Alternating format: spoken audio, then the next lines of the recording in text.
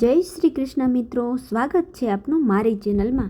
અને આજે આપણે એવી વાર્તા સાંભળીશું જેમાં માતા પાર્વતી અને ભગવાન શિવ સાથે જોડાયેલી એક ખૂબ જ સુંદર અને રોચક કથા છે. જેમાં માતા પાર્વતીને મહેલમાં રહેવાની ઈચ્છા થઈ હતી. ભગવાન શિવ અને માતા પાર્વતી કૈલાસ પર્વત પર રહેતા હતા. કૈલાસ પર્વત પ્રકૃતિનું અદ્ભુત ધામ હતો. બરફથી છવાયેલા શિખરો, શાંત વાતાવરણ અને ચારેય તરફ પ્રકૃતિનું સૌંદર્ય.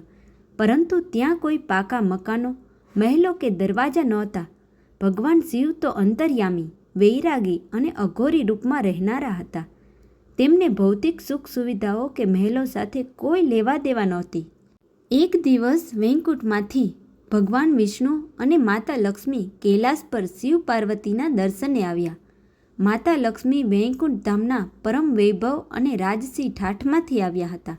જ્યારે માતા પાર્વતીએ લક્ષ્મીજીનો આતિથ્ય સત્કાર કર્યો ત્યારે લક્ષ્મીજીએ રમૂજમાં કે સહજતાથી કહ્યું કે હે બહેન, તમે જગતના સ્વામીના અર્ધાંગિની છો, છતાં તમારું કોઈ સરખું ઘર નથી. ખુલ્લા પર્વત પર ટાઢ, તડકો અને વરસાદ સહન કરવો પડે છે. માતા લક્ષ્મીના આ શબ્દો માતા પાર્વતીના મનમાં ઘર કરી ગયા. તેમને લાગ્યું કે વાત સાચી છે. જગતની દરેક સ્ત્રીની ઈચ્છા હોય છે કે એનું પોતાનું એક સુંદર ઘર હોય. લક્ષ્મીજીના ગયા પછી માતા પાર્વતી ભગવાન શિવ પાસે ગયા અને પોતાના માટે એક સુંદર મહેલ બનાવવાની ઈચ્છા વ્યક્ત કરી. તેમણે કહ્યું, હે નાથ, દેવ, દાનવ, ગંધર્વ અને મનુષ્યો દરેક પાસે પોતાના ઘર કે મહેલ છે. આપણે તો ત્રિલોકના સ્વામી છીએ, તો આપણી પાસે એક શ્રેષ્ઠ મહેલ કેમ ન હોવો જોઈએ? ભગવાન શિવે હસીને જવાબ આપ્યો, હે દેવી, હું તો સ્મશાનમાં ભસ્મ ચોડીને રહેનારો વૈરાગી છું. આપણે ખુલ્લા આકાશ નીચે પર્વતો અને વૃક્ષોની છાયામાં રહીએ એ જ આપણું સાચું ધામ છે. મહેલો તો અહંકાર અને મોહ માયાનું પ્રતીક છે. વધુમાં મહેલ બનાવવા માટે સંપત્તિ અને જાળવણીની જરૂર પડે, જે આપણી સંન્યાસી જીવનશૈલી સાથે બંધ બેસતું નથી. પરંતુ માતા પાર્વતી પોતાની ઈચ્છા પર અડગ રહ્યા.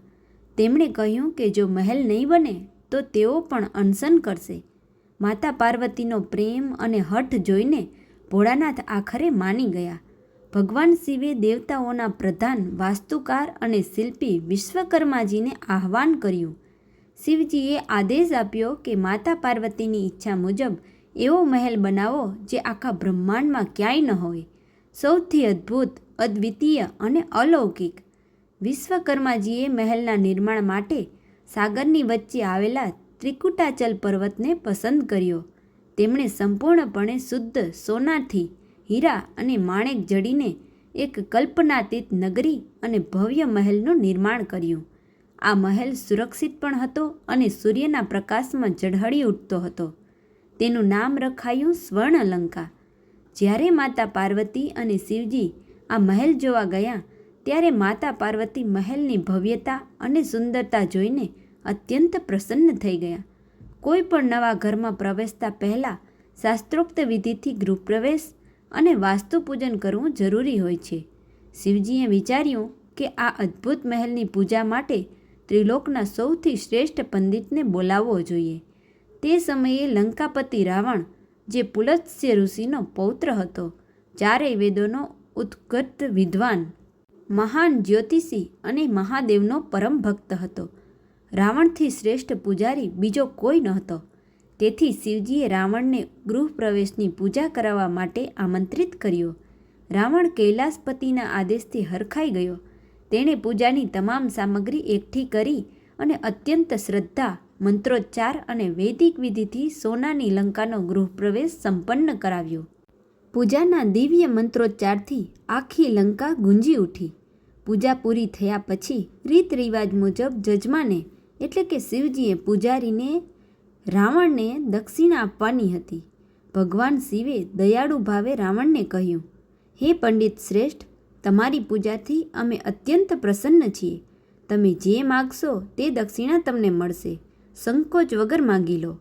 રાવણ તો પૂજા કરાવતી વખતે જ એ સોનાના મહેલની સુંદરતા પર મોહિત થઈ ગયો હતો. તેના મનમાં પાપ અને અહંકાર જાગ્યો. તેણે વિચાર્યું કે આવો દિવ્ય મહેલ તો મારા જેવા શક્તિશાળી રાજા પાસે જ હોવો જોઈએ. શિવજી તો વૈરાગી છે, તેમને આની શું જરૂર? રાવણે હાથ જોડીને કહ્યું, હે પ્રભુ, જો તમે ખરેખર પ્રસન્ન હોવ અને મને દક્ષિણા આપવા માંગતા હોવ તો દક્ષિણા રૂપે મને આ સોનાનો મહેલ જ આપી દો. રાવણની આ કુટિલ અને લોભી માંગણી સાંભળીને માતા પાર્વતી સ્તબ્ધ થઈ ગયા. પરંતુ ભગવાન શિવ તો દાતા અને ભોળાનાથ છે. વચનથી બંધાયેલા શિવજીએ એક ક્ષણનો પણ વિચાર કર્યા વગર કહ્યું, તથાસ્તુ, અને આખો સોનાનો મહેલ રાવણને દાનમાં આપી દીધો. માતા પાર્વતી ક્ષણભર માટે તો ક્રોધિત અને દુઃખી થયા કે જે મહેલ તેમણે પોતાની ઈચ્છાથી બનાવડાવ્યો હતો તે રાવણ લઈ ગયો. ત્યારે મહાદેવે માતા પાર્વતીને પ્રેમથી સમજાવ્યા, હે દેવી, આ સંસારમાં ભૌતિક વસ્તુઓ, મહેલો અને સોનું માત્ર ક્ષણભંગુર છે. તે અહંકાર અને વિનાશનું કારણ બને છે. આપણું સાચું ઘર તો કૈલાસ જ છે, જ્યાં કોઈ મોહ નથી, કોઈ બંધન નથી. પ્રકૃતિના ખૂણામાં જે શાશ્વત શાંતિ છે તે સોનાના મહેલોમાં નથી. માતા પાર્વતી શિવજીના આ જ્ઞાન અને વૈરાગ્ય ભાવને સમજી ગયા. કહેવાય છે કે માતા પાર્વતીએ એ સમયે ક્રોધમાં આવીને રાવણને શ્રાપ પણ આપ્યો હતો કે જે સોનાના મોહમાં તું આ મહેલ માગી રહ્યો છે એ સોનાની લંકા એક દિવસ અગ્નિમાં બળીને ભસ્મ થઈ જશે. જે પાછળથી હનુમાનજી દ્વારા લંકા દહનમાં સાચું પડ્યું. અંતમાં શિવજી અને માતા પાર્વતી ફરીથી આનંદપૂર્વક કૈલાસ પર્વત પર પ્રકૃતિના ખોળામાં રહેવા લાગ્યા. તો આ જ હતી કંઈક માતા પાર્વતીને મહેલમાં રહેવાની ઈચ્છાની વાર્તા. જય શ્રી કૃષ્ણ. રાધે રાધે.